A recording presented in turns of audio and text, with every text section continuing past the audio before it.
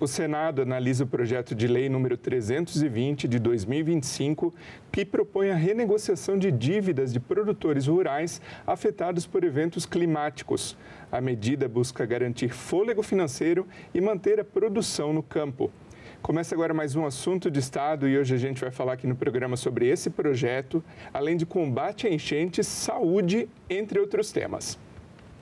E para conversar comigo, o nosso convidado de hoje é o senador Luiz Carlos Reis, do PP do Rio Grande do Sul. Bem-vindo, senador. Olá, Sérgio. Estamos aqui, um grande prazer, falar com o nosso público gaúcho e brasileiro sobre assuntos importantes, as enchentes que tivemos o ano passado, que retornam esse ano novamente, e precisamos de prevenção, proteção para eliminar problemas que nós tivemos, não só no Rio Grande do Sul, mas vários estados brasileiros. Mas o Rio Grande do Sul foi o pior estado do ano passado. Assim também com a questão da agricultura, que estamos vivendo um momento bem difícil pelos produtores do meu estado e também de outros estados que estão sofrendo com esse problema das secas e enchentes permanentemente. Justamente para prevenir novas ocorrências dessas enchentes, a gente começa logo com uma pergunta que vem lá da Assembleia do seu estado. Vamos à tela. O medo de inundações voltou a fazer parte da vida da população gaúcha, com o grande volume de chuvas que atingiu várias regiões do Rio Grande do Sul nos últimos dias. Um ano depois da maior enchente da história, ainda há muitas dúvidas sobre a eficácia de consertos e manutenções em casas de bomba, comportas e diques em Porto Alegre e região metropolitana. Outra questão que se escuta muito das pessoas é se os rios passaram pelo processo de desassoreamento para a retirada do que ficou acumulado depois da última cheia. Como o Senado vem acompanhando esta situação e de que forma pode atuar para a prevenção de novas catástrofes climáticas? Por favor. Olá. Desde o ano passado, Sérgio, eu estava licenciado. Irineu Ortiz era meu suplente. Foi criada uma comissão especial aqui que o Irineu, o Mourão e o senador Paim criaram. O Paim era o presidente da comissão, o Mourão era o relator da comissão e mais outros colegas parlamentares de outros estados que também nos ajudaram no processo. E eu, estando em licença de saúde, mesmo assim eu vi aquele drama dos gaúchos e não podia me ausentar do problema. Então, eu me fixei naquele assunto e conseguimos, no dia 12 de maio, eu descobri que tinha projetos parados lá no estado, ainda aguardando recursos de 2012, 2013.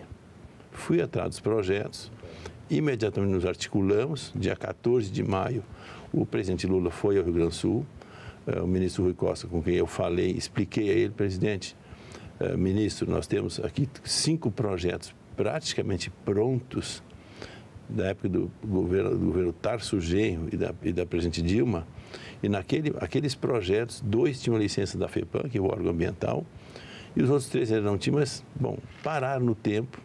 Tarso, passou Sartori, e agora Eduardo Leite, fazia 6, 7 anos que o projeto estava parado nas gavetas, e nós recuperamos os projetos, e o Rui me diz, Reis, atualiza esses valores, pegue a cota de 2024, que eram cotas anteriores, pegue a última cota, que é a maior cheia. Resumo da história, aquela articulação que eu fiz com os prefeitos da região atingida, do Vale do Caí, do Vale dos Sinos e principalmente a região metropolitana, atualizados os projetos que 4 empresas gaúchas fizeram, Nós apresentamos ao governo, no final de julho já estava praticamente acertado o recurso, em setembro houve um acerto entre Estado e o governo federal, que seria o Estado o órgão executor, e em dezembro o presidente da República e o governador do Estado assinaram um documento já colocando 6 bilhões e meio à disposição do Estado para executar essas obras, que já podiam estar acontecendo, nós temos em junho, isso foi em dezembro. Veja a morosidade do tempo para que isso possa prevenir. Nós tivemos mais de 1 milhão de gaúchos com o problema da enchente no ano passado, mais de 100 mil empresas afetadas, pequenas, médias ou grandes empresas. Bom, e praticamente muito pouco, quase nada foi feito com dinheiro em conta. Como o senhor mencionou, essa entrevista está sendo gravada em junho, e em junho foi publicada a lei 15.143, de 2025, que visa diminuir a burocracia para acessar recursos para combate às cheias e torna também definitivo o fundo para recursos de infraestrutura na adaptação e melhorias de áreas afetadas por eventos climáticos. Na opinião do senhor, com a publicação dessa lei, de fato, na prática, já se pode acessar com mais facilidade recursos como esse mencionado pelo senhor, de 6,5 bilhões de reais? Sérgio, esse dinheiro está à disposição desde dezembro. Essa lei, eu descobri que ela estava caducando, ok? Então, acionei imediatamente o nosso presidente da Câmara, Hugo Motta, e disse: presidente Hugo, nós temos um projeto fundamental para o Rio Grande do Sul que vai caducar. Dia 31 de novembro caduca, 21 de novembro caduca essa lei. Imediatamente ele votou lá na Câmara, acertei com o presidente Davi e eu fui o relator. No dia 20 de novembro eu relatei essa matéria no Senado.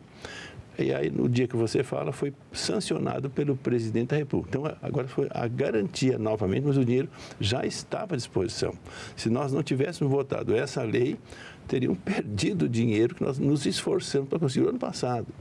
Então, foi acertado agora e agora novamente garantido em prazo. O recurso já está à disposição desde dezembro, que já poderia ter sido usado pelo Estado, não foi usado nada. Está rendendo juro, seguramente 1% ao mês, que já está rendendo um bom dinheiro para aplicar em obras de interesse do Rio Grande do Sul.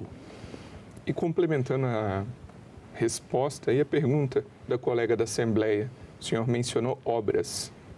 Qual o andamento dessas obras desde da enchente, das cheias históricas, né, no seu estado? Já há algo em andamento, já há algo como preparado para novas possíveis ocorrências? Absolutamente nada, nada. Eu apresentei o projeto chamado Arroio Feijó, que pega toda a zona norte de Porto Alegre e a cidade de Alvorada. 2 bilhões e 900 foi o que as empresas orçaram. Eu tinha um projeto e esse tem licença da FEPAM. Tem um projeto que chama-se Rio Gravataí, que pega Cachoeirinha de um lado, Gravataí de um lado e Porto Alegre do outro lado, bairro Sarandi. Esse recurso ainda não foi licitado a obra também. Terceiro projeto chama-se Eldorado Sul. Toda a cidade foi inundada embaixo d'água. E Eldorado Sul é 531 milhões. Esse é recém-licitaram o projeto. Licitaram o projeto, não a obra. É para licitar o projeto e a execução da obra. Então, estão começando a licitação do projeto. Esse é 531 milhões.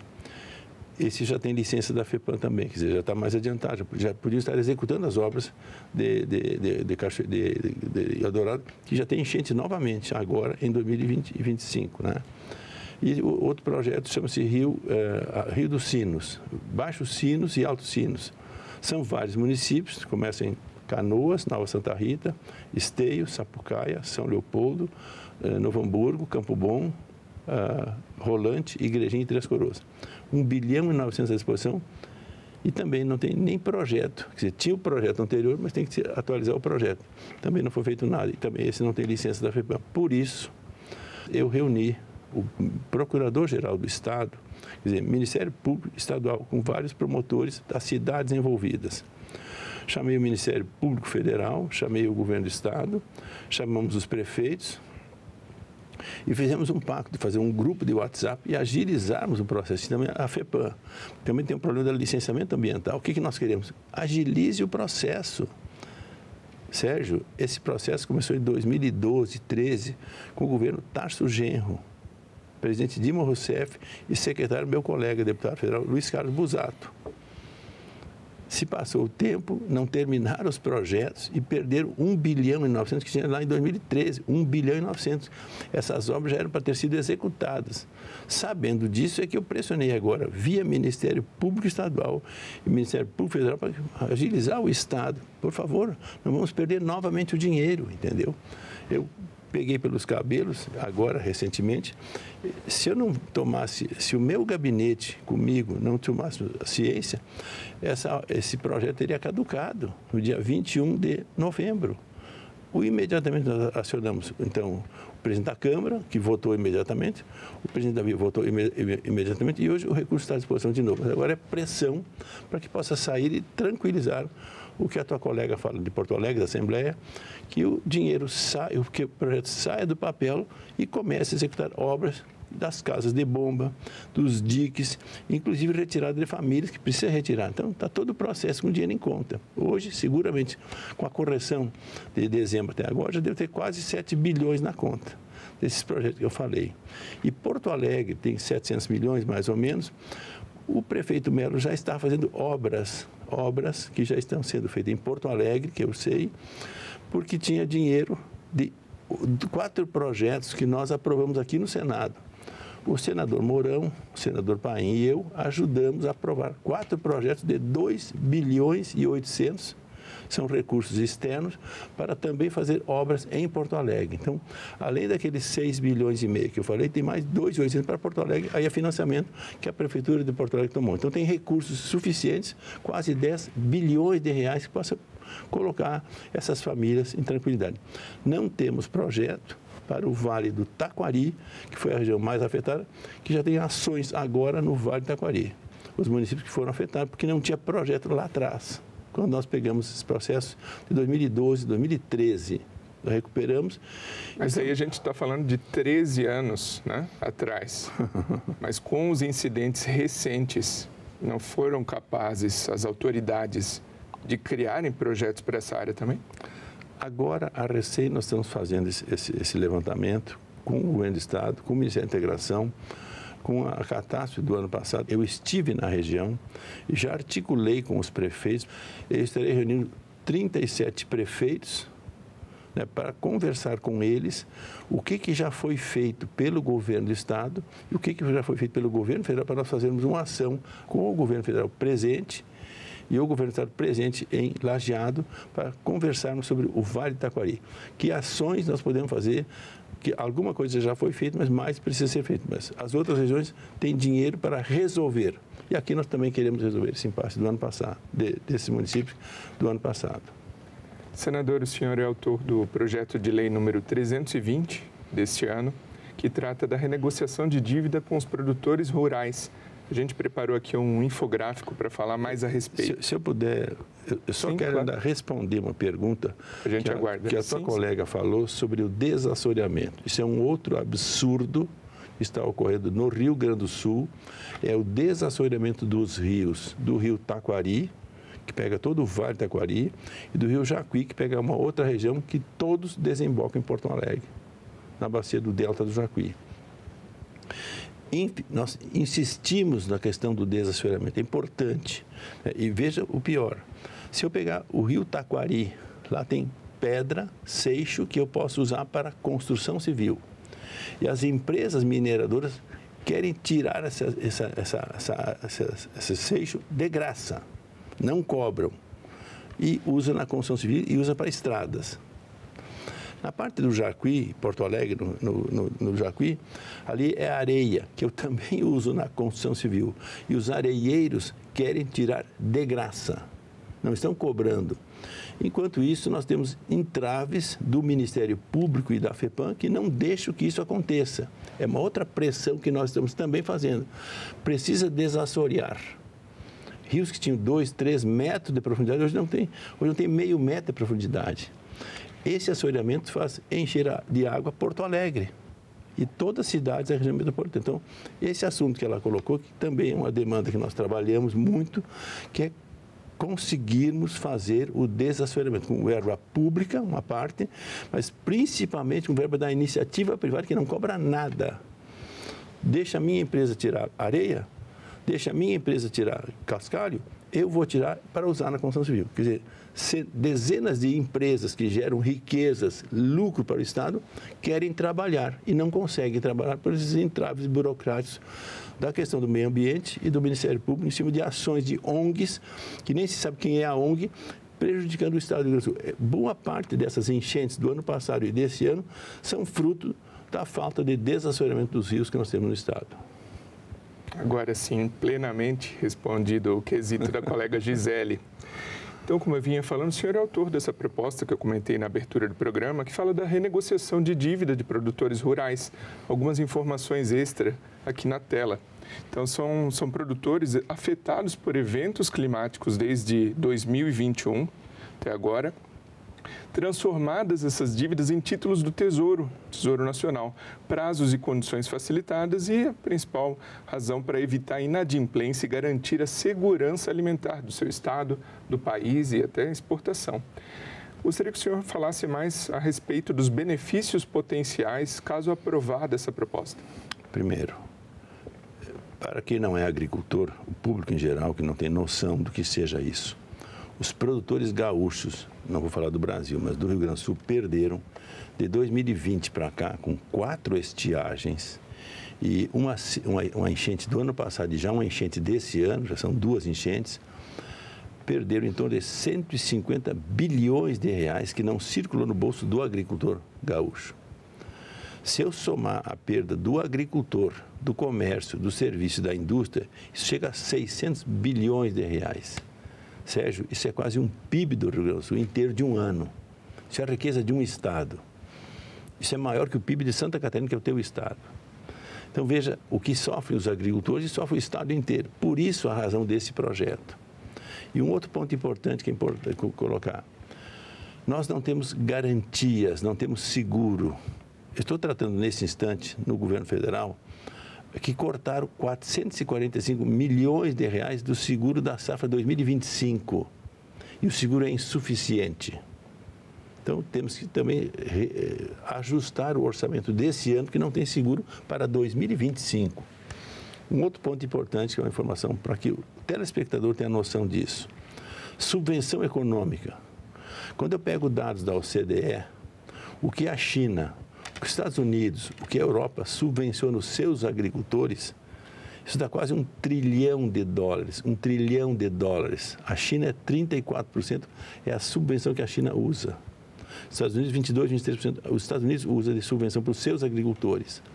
A Europa, em torno de 22%, 23% também, como os Estados Unidos. Sabe quanto é que é no Brasil? 3%. 3%. Quer dizer, nós não temos seguro, nós não temos subvenção como os europeus têm, como os americanos têm e que os asiáticos têm. Então, o produtor fica com a sua cara e com a sua coragem, fazendo lavoura enfrentando estiagens e enfrentando enchentes, como nós enfrentamos no Rio Grande do Sul. Portanto, precisamos dessa negociação e é o que nós estamos fazendo nesse instante. O projeto já passou na Comissão de Agricultura. Estamos agora, acertamos com o senador Mourão, o senador do Alagoas, Renan Calheiros, que é o presidente da Comissão de Assuntos Econômicos. O senador Irajá será o relator nessa comissão e queremos com urgência também aprovar nessa comissão. E já estamos trabalhando com o governo federal, com o Ministério da Agricultura, Desenvolvimento Agrário e Fazenda, para acertarmos essa posição da emissão de títulos. Tem custo para o Tesouro. Nós já pensamos na emissão de títulos que diminui o custo para o Tesouro Nacional, porque aí são títulos vendidos no mercado e o produtor paga uma parte desse juro e a parte seria absorvida. E nós estamos buscando uma fórmula de que possa se acertar essa situação sem causar problemas, sem causar impacto financeiro para o Tesouro. Essa é a engenharia que esse projeto está fazendo, que nós já começamos na agricultura e agora eu, com o senador Irajá, estamos acertando na Comissão de Assuntos Econômicos, continuando, negociando com o governo, mostrando a eles que é possível fazer isso. Nesse instante, para vocês terem uma ideia, o volume de crédito rural para a safra 25-26 é pequeno, é complicado, em função de que muitas dessas contas estão prorrogadas para anos posteriores, em função do arrastamento dessas contas de anos para cá, como nós temos no Rio Grande do Sul especificamente. Esse nosso projeto ajuda a liberar recursos dessa forma e destravar para poder aplicar na safra 25-26. Estamos agora com o Ministério da Agricultura, que vai nos dar um número, procurando no Sicor, quanto tem dessas dívidas no Rio Grande do Sul e no Brasil, que nós conseguimos ajustar, por um lado, com a emissão de títulos e colocar no plano safra 25-26. Isso ajuda também. E um outro ponto importante, se nós pegarmos os jornais de agora, de hoje, a Goldman Sachs, por exemplo, coloca que as ações do Banco do Brasil estão caindo. Sabe por quê? porque boa parte é dívida agrícola. O banco também tem interesse nessa questão, porque também ajuda o Banco do Brasil, que é o maior financiador do agro brasileiro. Então, são várias situações e nós temos que também ajudar os nossos agricultores, que precisam continuar plantando. Já enfrentamos agora, nesse instante, a safra de inverno. Plantamos trigo, canola, aveia nesse momento. No Rio Grande do Sul, muito pouca gente acessou financiamento, já pela falta de limite de crédito. Imagina quando eu for plantar a maior safra do Rio Grande do Sul, que é o soja, o milho e o arroz. 9 milhões de hectares agora nesse semestre. Então, é um problema para plantar a próxima safra e a agricultura é o carro-chefe da economia do Rio Grande do Sul e do Brasil. Então, temos que acertar esse problema porque os produtores com seus recursos próprios não têm condições de fazer. Estão endividados nos bancos, nas cooperativas, nas cerealistas, nas indústrias e no comércio local. Tem que fazer essa roda andar para poder continuar a nossa agricultura. O senhor destinou recentemente, via emenda parlamentar do seu mandato, recursos para custeio do Hospital Regional de Missões. Qual a avaliação do senhor em relação à qualidade do serviço de saúde para o povo gaúcho e quais têm sido os principais investimentos nessa área? Vários hospitais nós destinamos dinheiro. O maior deles foi para a Santa Casa de Porto Alegre, que é a maior instituição de saúde do Rio Grande do Sul, que atende milhares de gaúchos e brasileiros. São 7,5 milhões que eu destinei para o hospital da Santa Casa do Rio Grande do Sul. Esse hospital vai construir com esse dinheiro que eu disponibilizei um projeto do grande Dr. Felicetti, que é um pneumologista, na área de oncologia. Fazemos uma grande área moderna, atualizada para oncologia. E parte do recurso que eu destinei, desses 7,5 milhões, vai fazer para iniciar esse processo de construção. Já está disponibilizado, já tem projeto e depois a iniciativa privada vai ajudar. É uma obra de quase 30 milhões de reais, né, que vão ajudar a saúde dos gaúchos e brasileiros, porque não é só o Rio Grande do Sul que se serve do Hospital Santa Casa. Todo o Rio Grande do Sul se serve, né, é o maior hospital que nós temos no Rio Grande do Sul, mas também de várias partes do Brasil chegam a Santa Casa. Então, ajudamos a saúde, sim, de vários hospitais do Estado, mas só ressalto a questão da Santa Casa, que é o nosso maior hospital, o orgulho que nós temos no Rio Grande do Sul. E, senador, o senhor comentou, a gente já falou aqui que o programa está sendo gravado em junho e o seu estado e o meu estado também, nessa época do inverno, sofre com a questão de climas muito frios, climas extremos, e também no verão é o contrário. Apesar de estarmos no sul, o clima também fica extremamente quente. E o senhor comentou nas suas redes sociais sobre fortalecer a rede de energia elétrica do Rio Grande do Sul para a questão da climatização em salas de aula, inclusive para os alunos. Gostaria que o senhor comentasse mais a respeito da importância disso. Veja, é um absurdo, mas eu vejo numa cidade minha, que eu sou cidadão alegretense, né, tem uma escola do Estado, que tem ar-condicionado instalado e a rede de luz não comporta ligar o ar-condicionado. Você que é catarinense sabe, como eu que sou gaúcho sei também, imagina crianças tendo ar-condicionado, enxergando e não pode ligar no verão de 40 graus ou no inverno de 2, 3 graus positivos ou negativos, entendeu? Esse é o absurdo. Então, nós estamos trabalhando para que essas questões o Estado resolva e nós cobramos do governador esse assunto. Isso é um exemplo de dezenas que eu tenho no Estado inteiro. E a questão de energia, nós temos alguns programas, são as pequenas centrais elétricas, né, que nós temos mais de 100 PCHs, que geram mais de 1 giga de energia. E essas PCHs é 10, 12 bilhões de investimento. E o Rio Grande do Sul é importador de energia. Precisa o quê? Licença da FEPAM. Que o seu estado, o órgão ambiental em Santa Catarina, é bem mais ágil do que o meu estado. Lá eles liberam 4 ou 5 projetos por ano. Desta forma, os que já existem, seguramente vão dar mais de 20 anos para acontecer. E mais, nas enchentes do Taquari Antas, que nós temos ali, uma das soluções, sabe o que é? Construir pequenas centrais elétricas. E lá tem mais de 70 para construir, que estão sendo levantados nesse instante. Então, é um outro problema, que é solução para a enchente, solução para a energia. Precisamos o quê? Que o Estado não dificulte a ação de empreendedores privados. Não é dinheiro do governo federal e nem dinheiro do governo estadual é dinheiro da iniciativa privada para gerar energia que nós precisamos. No Rio Grande do Sul, que nós somos importadores de energia. Então, são situações que nós enfrentamos e temos que resolver. Muito obrigado, senador Luiz Carlos Reis, pela participação aqui no Assunto de Estado. Prazer é meu, foi um prazer conversarmos com os gaúchos brasileiros que nos acompanham na TV Senado.